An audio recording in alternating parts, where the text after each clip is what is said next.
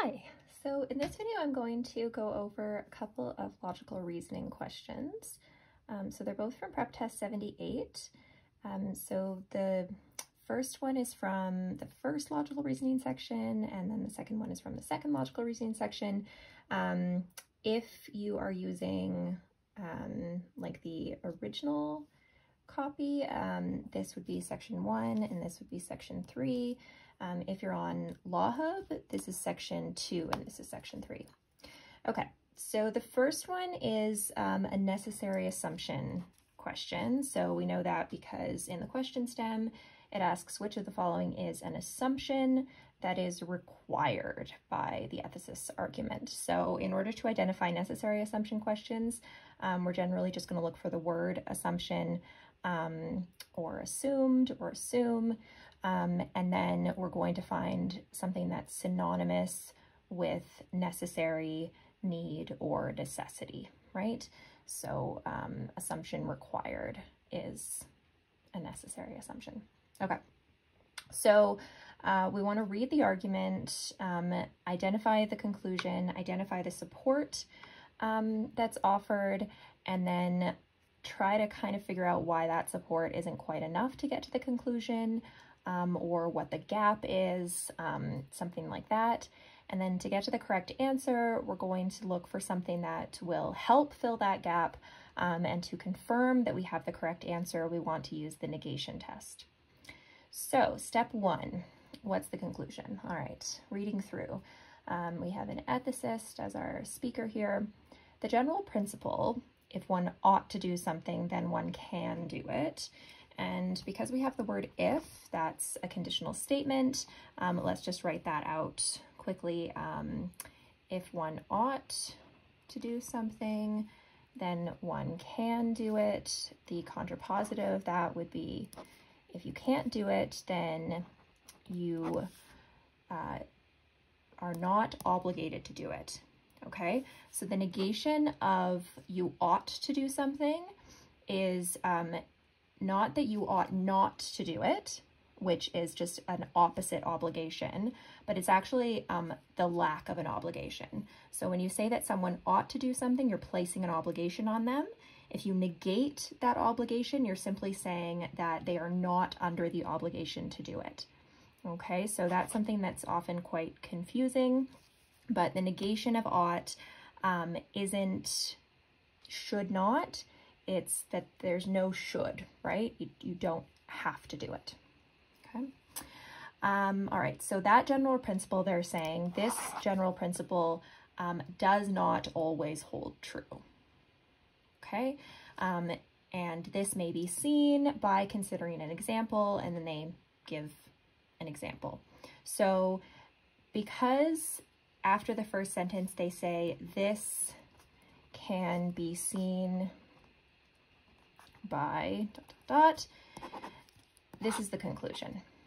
Okay, the conclusion is that this doesn't always hold.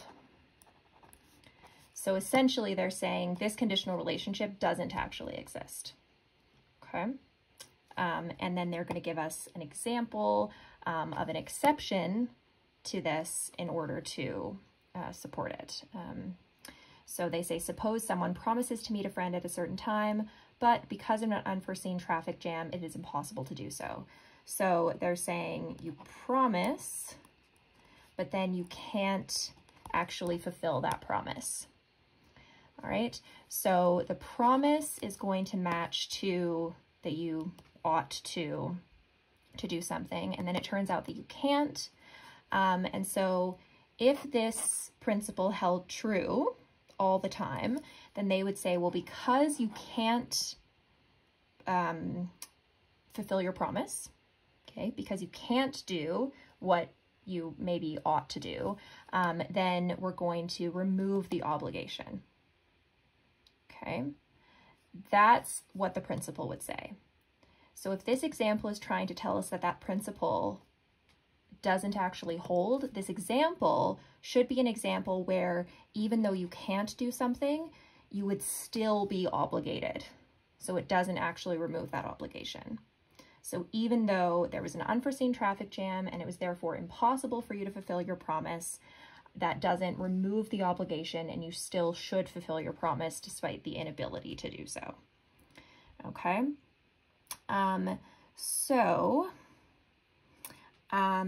D, right? D, the obligation created by a promise is not relieved by the fact that the promise cannot be kept. D is the opposite of the contrapositive here. Okay, so if D is true, then that's going to really help us out. Okay, the obligation created by the promise isn't relieved, it isn't negated simply because you can't keep that promise. Right? If we negate D, then it would be true that the contrapositive holds. And so the conclusion that this conditional relationship doesn't always hold couldn't be met using that example, right? That would actually be an example of a situation where this conditional principle does hold. So if I were to say that the obligation created by a promise is relieved by the fact the promise cannot be kept, that would be a reiteration of the general principle. We can see that with the contrapositive. This is a very challenging question, okay?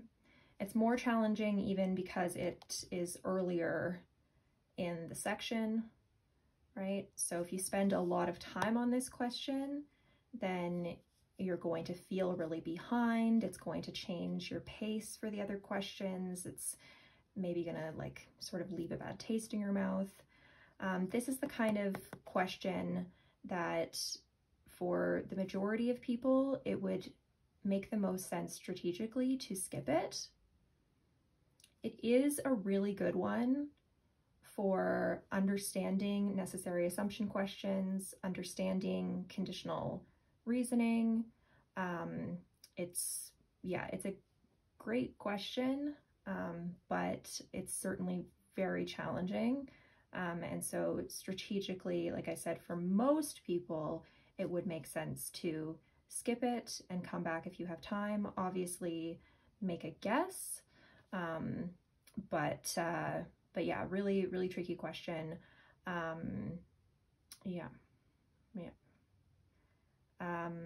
Also kind of tricky because even though it's a necessary assumption question, the correct answer is both necessary and sufficient. Okay. So if D is correct, it does actually guarantee the conclusion is also correct, because they have provided an example where this general principle doesn't hold true. So that would be enough to prove that it doesn't always hold true. Right. Yeah, if you want to give this one another read through, maybe there are answer choices that you'd like me to review in more depth to explain why they don't actually represent, required assumptions. D is the only one that's actually required. But I think the negation part here is really key, recognizing that a promise would create an obligation. And so if you've promised to do something, the principle would say that therefore you can do it. However, in this example, even though you promised, you actually can't fulfill that promise. You can't do what you're obligated to do. And then the only way that this principle would be able to hold is if the inability, the fact that you can't fulfill that promise, actually relieves you from the obligation to to fulfill the promise.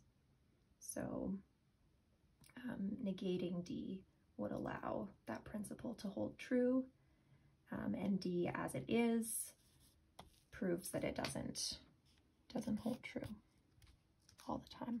Okay. All right, I'll leave it there for question 14 and move on to the next logical reasoning section and question 26, which is a weakened question. So moving on. Okay, so which one of the following, if true, most seriously weakens the argument? So we have an argument, we want to find the conclusion, find the support, and then go through the answer choices and see what kind of impact we think that would have on the argument, the relationship between the conclusion and the support. So we have a film director who says, although the production costs of my latest film are very high, there is little risk that the film studio will not recover these costs. Even if the film is unpopular, much of the money is being spent to develop innovative special effects technology that could be used in future films. Okay, so what would seriously weaken that argument? First, let's just talk about what the conclusion is. So the conclusion is that there's little risk. There's little risk of failure to recover costs. Okay, and then the support is that we can basically use the innovative special effects with other movies, effects technology.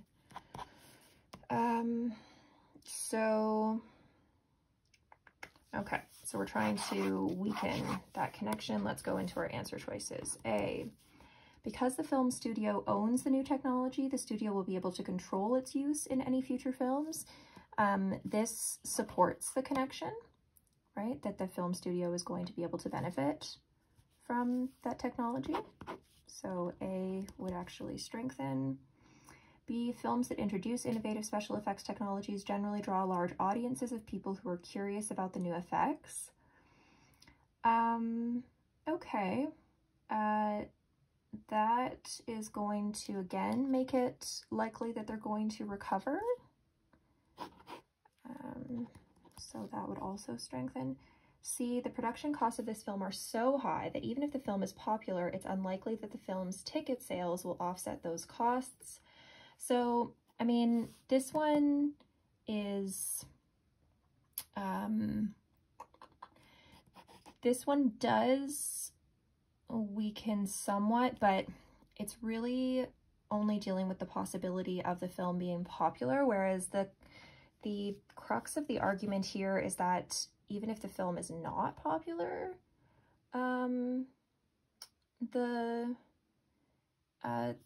the special effects will make it worth it. So, yeah, C, I'm not loving, actually. We already know that the production costs are very high. So this doesn't like add a whole lot, and it doesn't deal with the possibility that the technology could eventually make the studio a bunch of money despite the film being unpopular. So I'm gonna leave it, but I suspect that's not the correct answer. D, in the past, many innovative special effects technologies were abandoned after the films for which they were developed proved to be unpopular.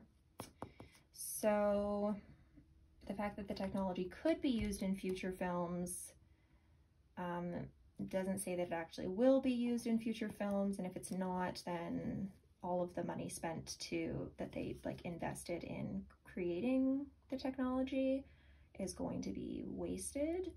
So D, I don't love it, but it does deal with the main issue in the argument, whereas C really doesn't. E, the use of the new special effects technology would lower the production costs of other films that use it. That's great. Lowering costs in the future is going to help with recovering money, right? It's going to increase profit margins. So we can eliminate E. I would go with D here. I mean, I don't love that it's just that this has happened many times, because that doesn't say that it's guaranteed to happen. With this one, it doesn't even tell me that it happened most of the time in the past, but it's more connected to the argument than C is. Yeah, because it deals with that possibility of the film being unpopular. So that's the one that I would go with. Just gonna quickly make sure that I have the right answer there, because you know, I do make mistakes. So let's just make sure. All right, so this is section 3, question 26. Okay.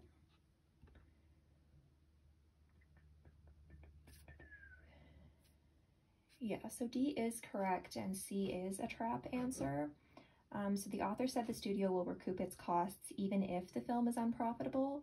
So the author's already accounted for this and is saying that the technology is what's going to recoup the costs in that case. So yeah, the author's central point is that future technology use will lead to profits even if the film is unsuccessful.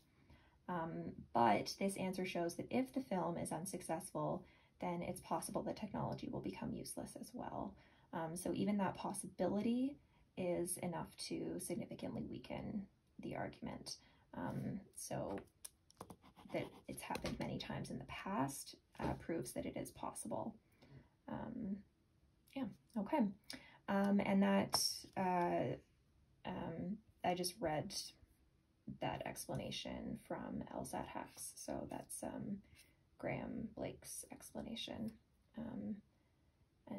Yeah, Lsat Hacks is a really great resource for explanations for a really good number of tests. It's fantastic. Okay, yeah, let me know if you have any follow-up questions.